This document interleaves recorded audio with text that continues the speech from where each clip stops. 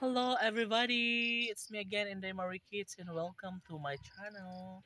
Guys, nakisilong muna ako dito sa kubo kasi nga malakas ang ulan and yung payong ko ang nagsilbing inilagay ko dito banda sa may uluhan ko para hindi ako masalisigan kasi konti lang yung yerong mga kaibigan ko.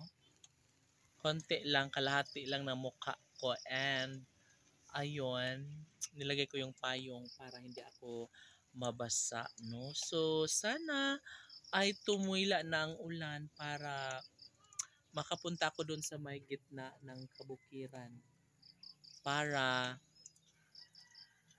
makapag-vlog tayo doon sa kabukiran. Ngunit ganun pa man, dahil posible nga naman na ah, titila. Sana as soon as possible kasi nga baka didilim na rin naman kasi imagine mga kaibigan ko, it's already 5:30 na ng hapon. So sana ay tumila na ang ulan para magiging happy naman. Ay! So yung mga alaga nating manok, yung alaga nating kambing na si Bingkay, yung alaga nating itik na si Berting, Lenda Maria at si Gundina ay nakasilong na silang lahat. No? So, at ang pagkain at tubig nila ay nandoon na rin. So, maya-maya lamang mga kaibigan ko ay uwi na rin tayo sa bahay kasi nga patuloy pa rin ang ulan and medyo madilim na rin. No? So, kita nyo naman mga kaibigan ko.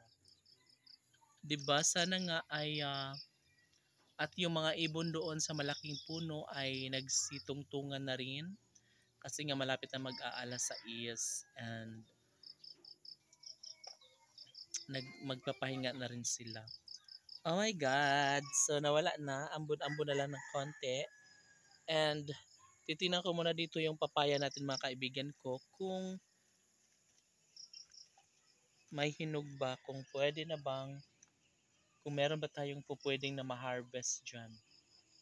Oh my God, hilaw pa rin. Ayun. Hilaw pa rin ang hawak na pusong ligaw.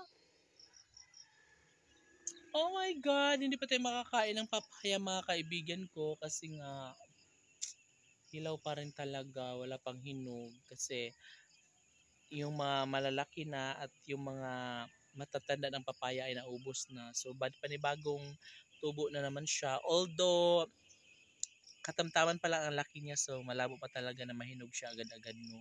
So sana nga ay magiging matured na siya agad para mahinog na para makain na natin, no.